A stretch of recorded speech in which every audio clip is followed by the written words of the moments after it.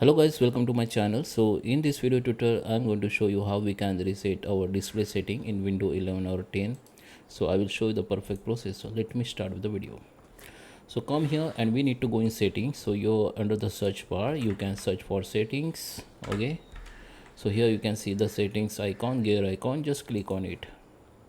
Under the setting we need to go in the system option. Under the system option we need to find out display option. Okay, so just scroll down and see, or maybe you can see on top, this is our display option. Just go here. Under display option we need to make the recommended setting. You can make it recommended setting, it will be reset. Okay, what we can do, under the scale you need to select that recommended percentage, which is 100, and display resolution we need to select that recommended display resolution, which is 1920 1080, which is select that.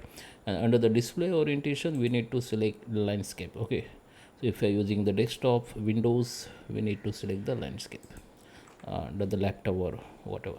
So multiple display, you don't go here, just okay, just change as a recommended and make the display orientation landscape, then your display setting will be reset. Okay, so I hope you like this video. Please subscribe me. Thank you for watching.